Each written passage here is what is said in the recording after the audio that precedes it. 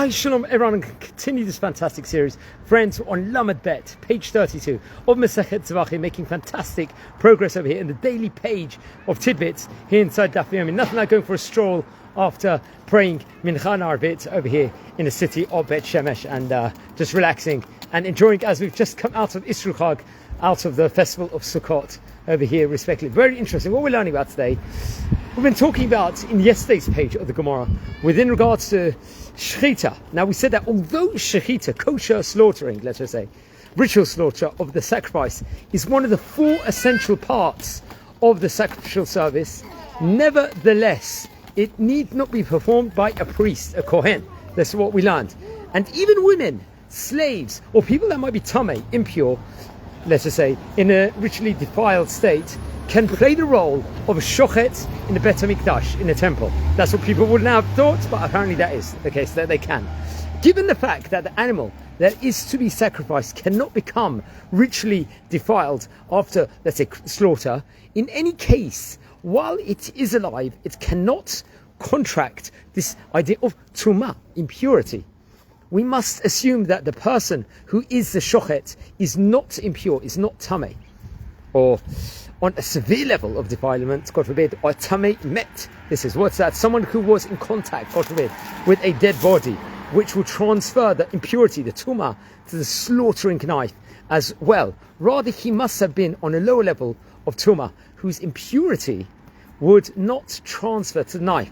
Now, alternatively, the great commentator, the rabbi named Rashi, actually is going to weigh in over here. Now, Rashi, on the Mishnah, he suggests, in this case, the knife may have been of a shepherd reed. This is what apparently is said over. And simple wooden objects do not conduct ritual defilement. Now, the Gemara, the Talmud, on today's page of the Gemara in 32, deals with a basic question. Since animals over here must be slaughtered in the Bet HaMikdash courtyard, and people who are tamei, impure, cannot enter the area, how could they possibly act as ritual slaughterers for the sacrifices, for the korbanot? That's the question. Now, the answer suggested by the Gemara is deceptively simple. He must be using a particularly long knife to slaughter the animal. And the Tosafot will actually weigh in over here and have a discussion, a conversation, how this would have been done so, and how long would this knife have to be over here. That's a discussion it's going to be. As noted, the slaughter had to be done in a temple courtyard, the Bet HaMikdash courtyard vicinity respectively.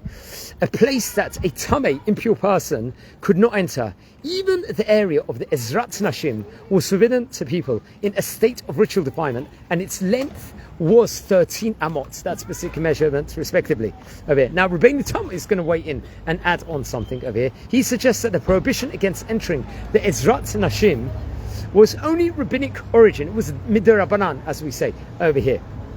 And if someone had become tamei, impure, while he was in the area, perhaps he was not required actually to leave. Other suggestions in the Tosafot make clear that there were other places from which a tamei person may have been able to get relatively close to the place where the slaughter was done, including upper chambers that were not specifically sacrificed respectively over here. So I heard these interesting notes once again from the tidbits of Rabbi Adin Steinsaltz. Very much is featured on the various websites. He's got his Koren set of Gemaras, which I recommend everyone to use as a resource with learning. This is actually from the Orthodox Union website. They also feature it very much so. And we've just come out of Isru Chag over here in the city of Bet Shemesh in Israel. So I think on this opportune time, I'm going to wish you all a fantastic week. We've only got 2 days till Shabbat, and nothing like just going to do a bit of shopping now. Got to buy a bit of fruit and veg for the house, and wishing you well, friends over here. Take care and enjoy.